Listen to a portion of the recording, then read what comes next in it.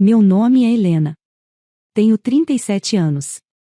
E em um domingo de manhã eu vi meu marido, Marcos, ser preso na minha frente e na frente dos nossos filhos, acusado de fraude financeira. Meu corpo ficou estranho naquele momento. As mãos frias. As pernas leves demais, como se não fossem minhas. Eu estava na cozinha segurando um pano de prato quando os policiais entraram. Lembro de olhar para o tecido nas minhas mãos e pensar, por um segundo absurdo, que eu ainda precisava terminar de secar a pia.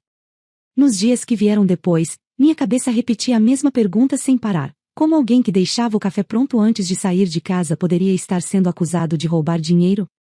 Eu tentava imaginar Marcos assinando aqueles documentos, forçando uma assinatura que não era dele. Não conseguia. A imagem não encaixava.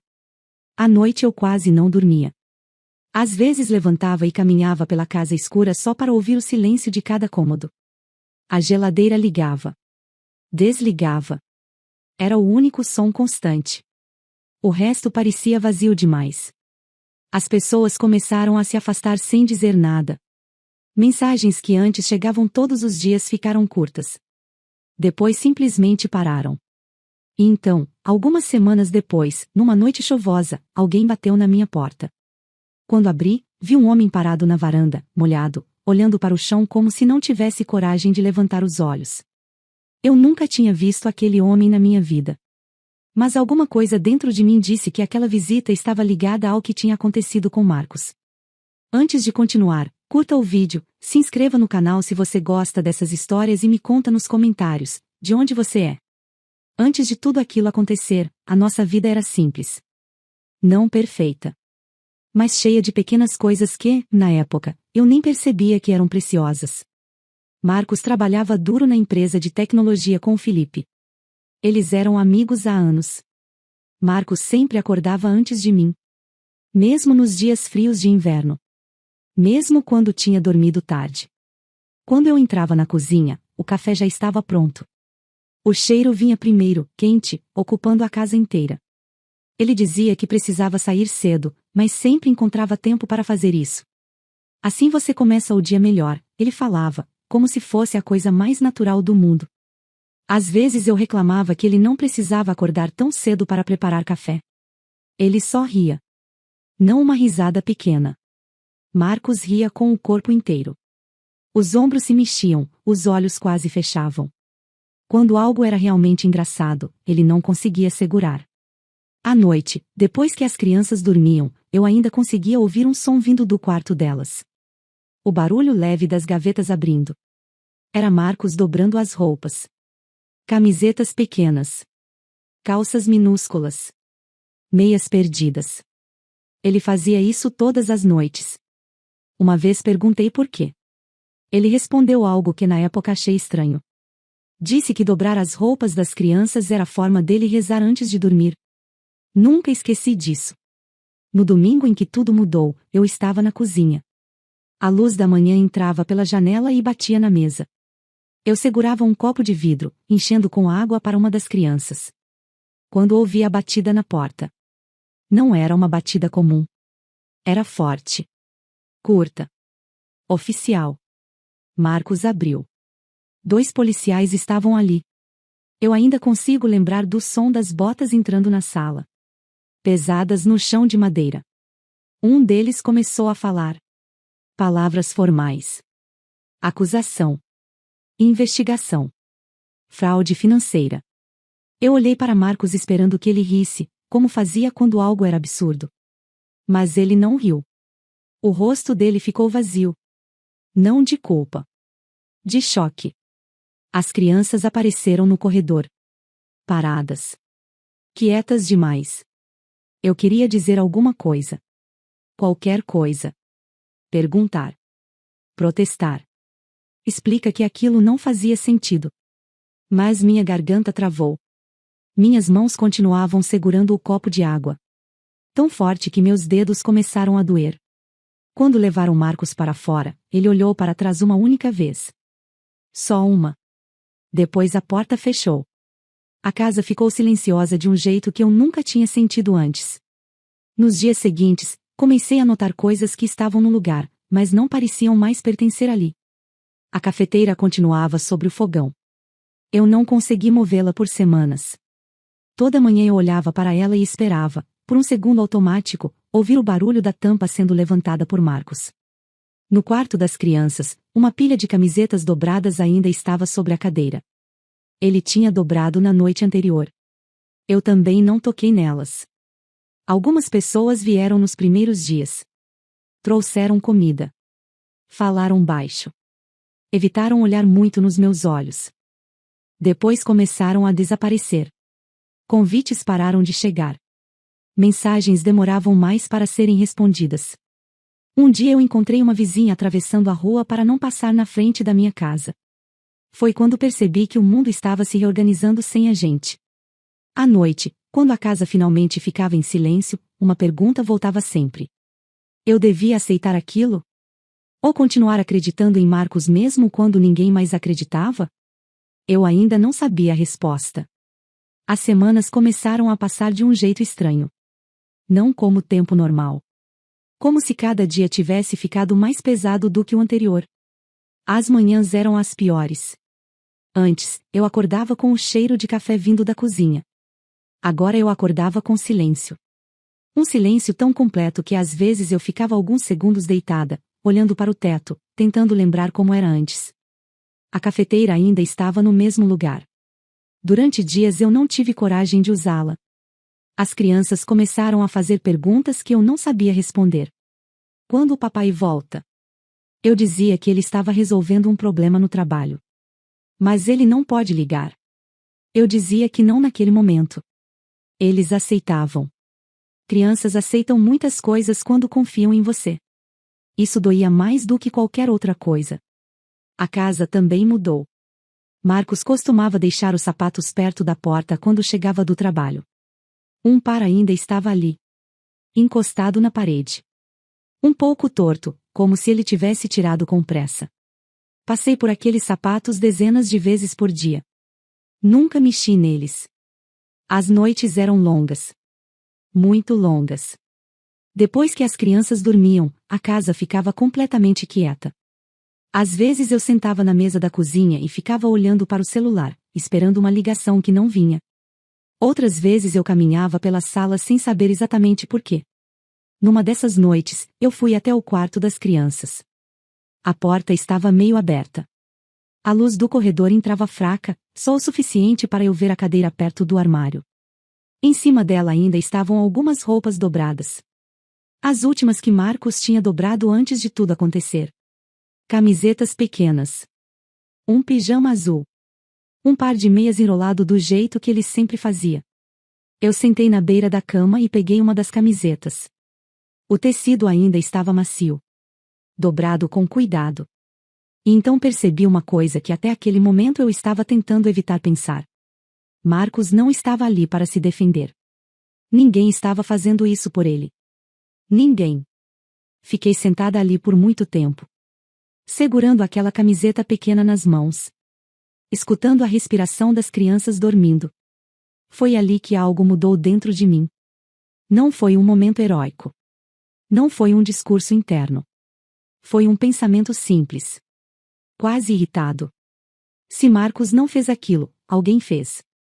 E se alguém fez, então em algum lugar existe uma prova. Levantei da cama devagar. Dobrei a camiseta de novo do jeito que ele costumava fazer. Coloquei de volta na cadeira. E naquela mesma noite voltei para a cozinha, sentei na mesa e liguei o computador.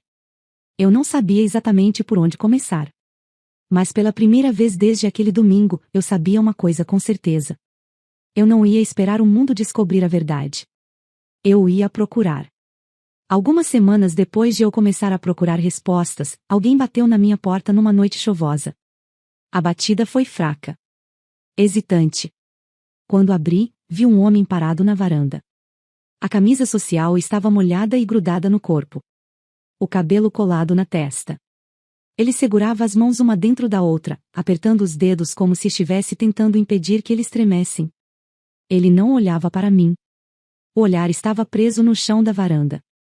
Helena, ele perguntou. A voz saiu baixa. Quase rouca. Assenti. Ele respirou fundo, como alguém prestes a mergulhar em água fria. Meu nome é Rodrigo. O nome não significava nada para mim naquele momento. Ele continuava olhando para o chão. Os dedos dele não paravam de se mexer. Eu trabalhava com o Marcos. E com o Felipe. A chuva batia no telhado da varanda. O som preenchia o silêncio entre as frases dele. Eu não devia estar aqui, ele disse. Pela primeira vez levantou os olhos. Eles estavam vermelhos. Cansados. Mas aquilo que aconteceu com ele, não foi como disseram. O Felipe, ele armou tudo. Meu coração bateu mais forte. Eu não disse nada. Rodrigo passou a mão pelo rosto molhado. Tem uma conta paralela dentro da empresa. O Felipe me obrigou a lançar alguns valores lá. As palavras saíram rápidas. Como se ele estivesse tentando falar antes que perdesse a coragem. Alguns contratos foram registrados lá. Ele olhou por cima do ombro. Como se esperasse ver alguém na rua. Assinaturas digitais. Documentos. A garganta dele mexeu quando engoliu seco. O nome do Marcos está nesses arquivos. Eu senti o estômago afundar. Rodrigo balançou a cabeça rapidamente. Mas não foi ele. Foi o Felipe que usou o acesso dele. O silêncio voltou por alguns segundos. Depois ele disse a frase que mudou tudo. Os arquivos passaram por um escritório de contabilidade terceirizado. Meu cérebro se agarrou àquelas palavras. Eles arquivam versões antigas dos contratos. Rodrigo deu um passo para trás. Procura lá. Rodrigo, eu comecei. Mas ele já estava recuando pela varanda. Eu não posso ficar. Se o Felipe descobre que eu vim aqui, ele desceu o degrau quase tropeçando. A chuva engoliu a figura dele na rua escura. E ele foi embora. Na manhã seguinte eu comecei. Primeiro telefonei para um ex-funcionário da empresa. Depois outro. Alguns desligaram rápido demais. Outros falaram pouco. Sempre olhando para os lados, mesmo pelo telefone. Um deles mencionou o nome do escritório contábil. Era pequeno. Ficava em um prédio antigo no centro. Fui até lá. O corredor cheirava a papel velho e café requintado. Arquivos empilhados em estantes altas. Pastas com etiquetas desbotadas.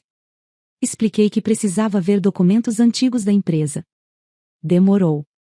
Muito. Mas em algum momento uma pilha de caixas apareceu sobre a mesa. Comecei a abrir. Contrato após contrato. Folha após folha. Papel áspero passando pelos meus dedos. Assinaturas. Carimbos. Datas. Meu coração acelerava toda vez que eu via o nome de Marcos. Nada. Depois de quase 2 horas, encontrei um arquivo digital armazenado em um dos computadores antigos do escritório. O funcionário abriu. Uma pasta.